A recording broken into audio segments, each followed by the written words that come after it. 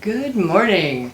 Welcome if you're new, welcome back if you're returning. Thank you for being here. So, I thought I'd mix it up a little bit this week. I've been using the Rebel deck and using that to get my topics, and so I thought I'd change it up a little bit. This week we're kind of doing props and It's random shit week. There we go.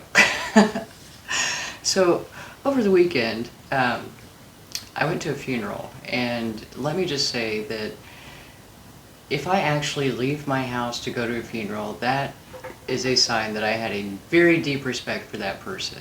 And I know it's sad, but there are family members whose funerals I did not go to.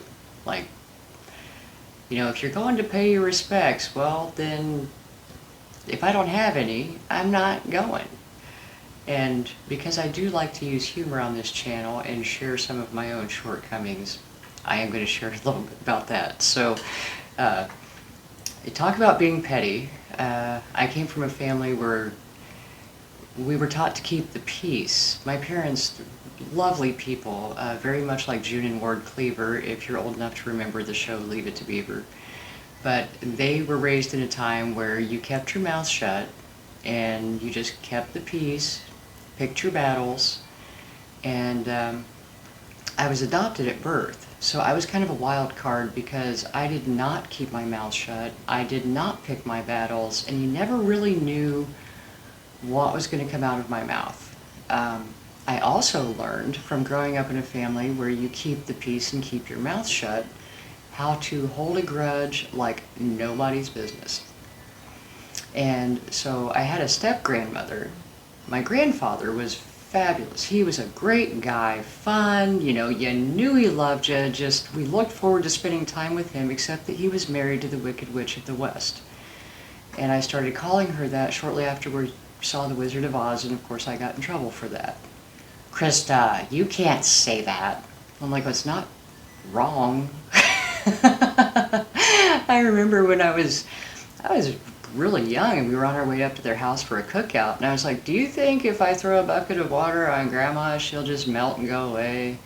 Yeah, I got in trouble for a lot of that kind of stuff, but it was a legit question. I was curious because it seemed like every time we were around them she had something to say about what was wrong with me. Like it was her job on this earth to find and point out what was wrong with the people around her that they might not know about, but she was going to bring to their attention.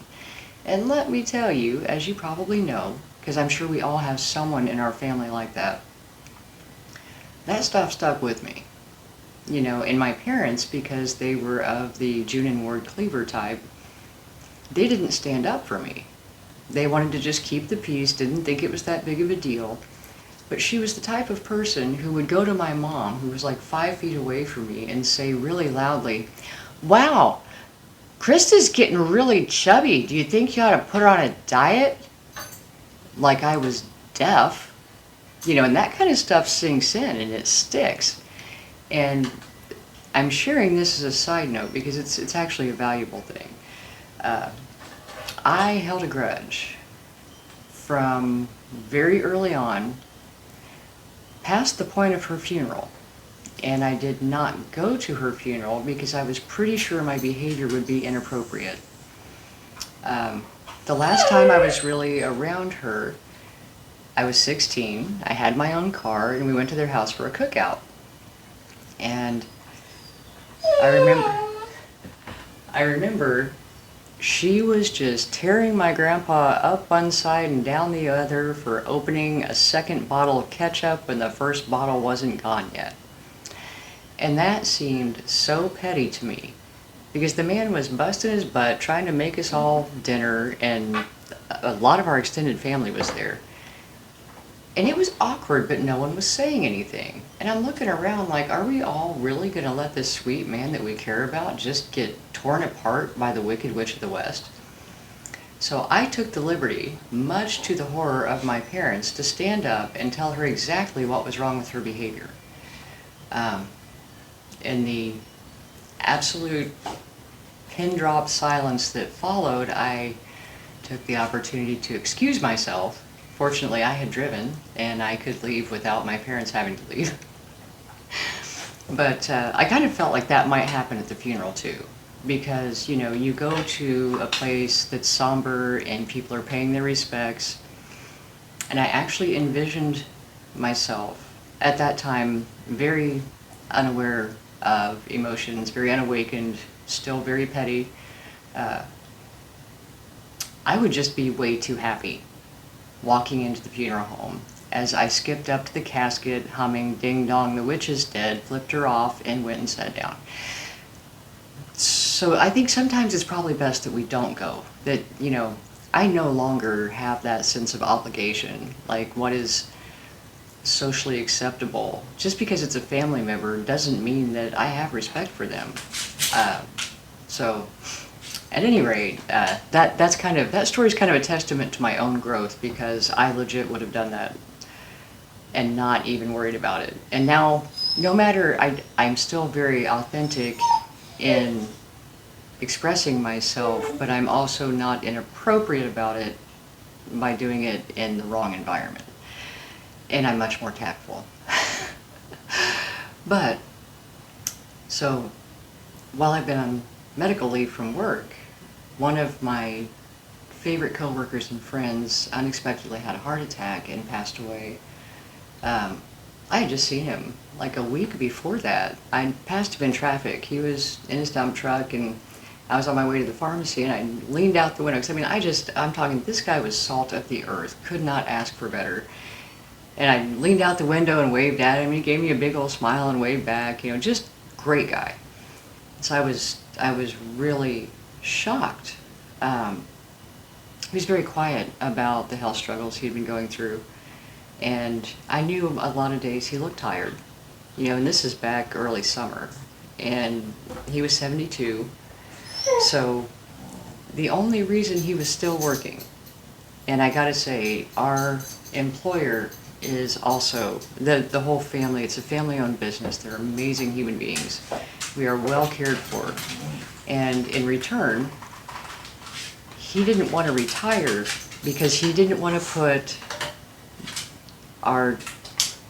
the family that owns the business in a bad position. And CDL drivers are hard to come by.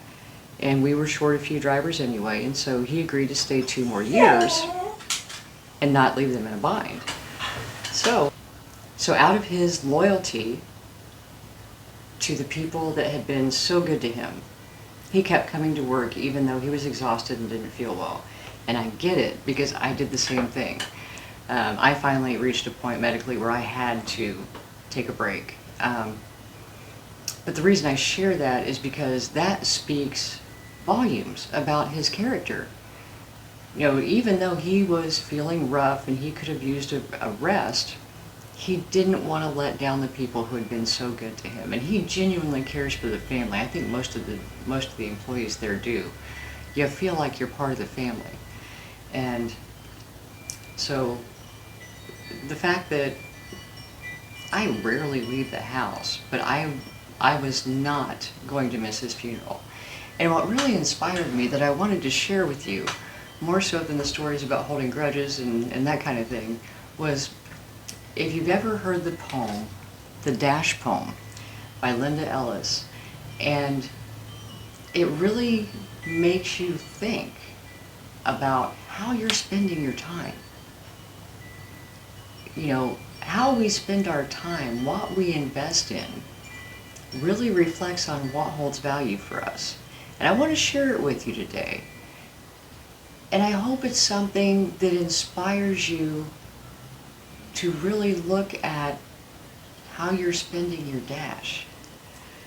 So, this is the Dash poem by Linda Ellis.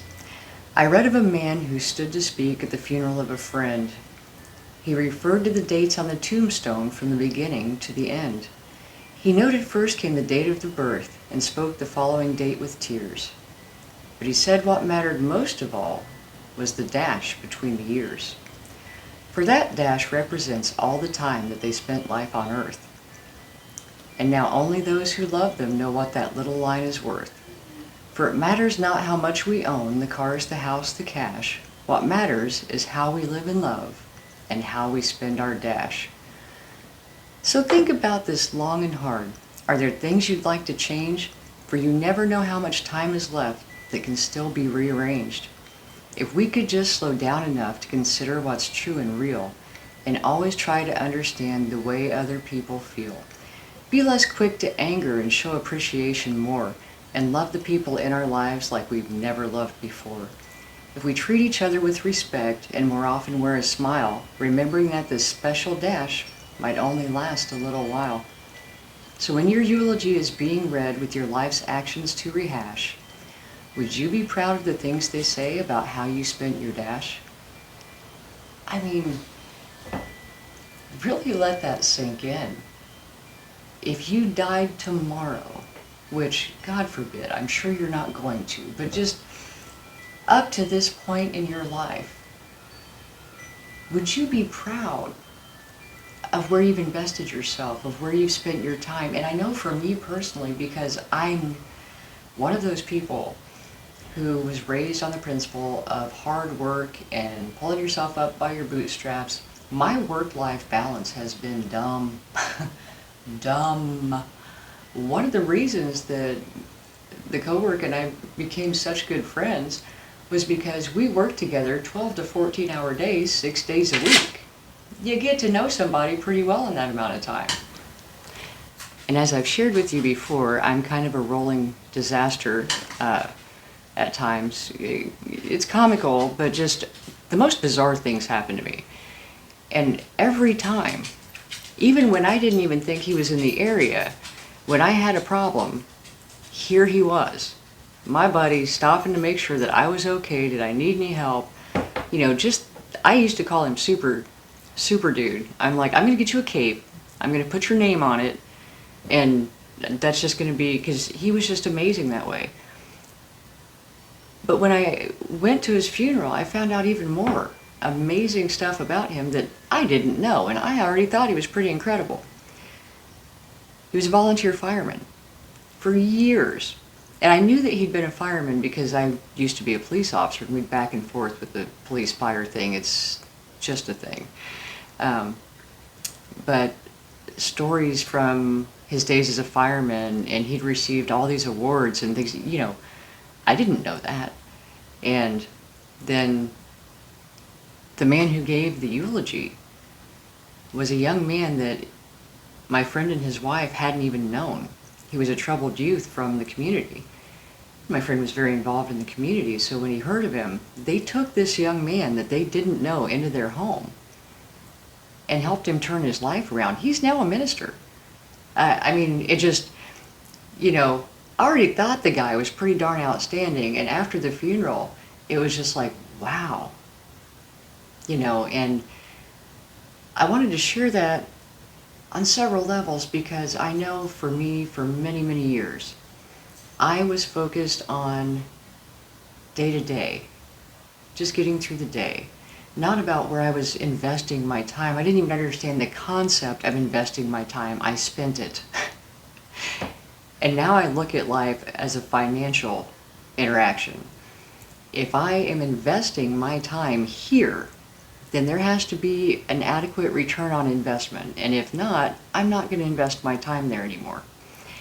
If it's not something that I feel is rewarding, that's benefiting others, that has a purpose, it is not worth my time. Because time is the one thing that we can't make more of. We can make more money. We can buy more stuff. God forbid we buy more stuff.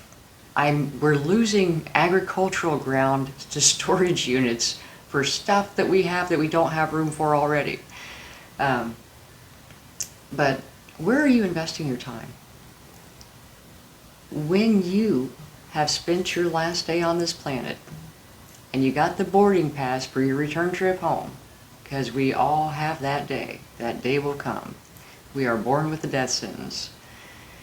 When I really started to understand that, I started to look at, what am I doing with my time? And at the end of my life, how will others view the way I spent my dash? Will they be setting up extra chairs in the funeral home because so many people showed up, because I touched their lives and made a difference? Will they not even need the chairs that they've put out because I didn't impact anybody because I was too worried about what I was doing? You know, always a moment of awareness for me when I do attend a funeral. And because it's just so profound, when we look at how we can waste so much of our time spending it, just like money, we just spend it. And then the next thing you know, we don't have enough left. One of these days I'm going to, maybe we can tomorrow. You know, I think maybe next year I'll get that taken care of. And what if next year you can't do it? That was another wake-up call for me because there were things that I thought I would do this summer. Well, I've physically not been capable. And I've had a lot of time to reflect on how I spend my time. So I just hope that can be as inspiring to you as it was for me. I've heard the poem many times, but for some reason this time it hit me different and it made me think about the dash. How are you spending your dash? And if you do take time to reflect, would you change anything about it? And I know I like to say it, the change will take time, but the time will pass anyway. And at the end of that time, you'll be where you want to be. Instead of at the end of that time still saying maybe tomorrow, maybe next week, you know, next year I think I will. So I hope that helps. Thank you for being here. Please, if you did get anything from this message, like, share, and subscribe, and I will talk to you soon.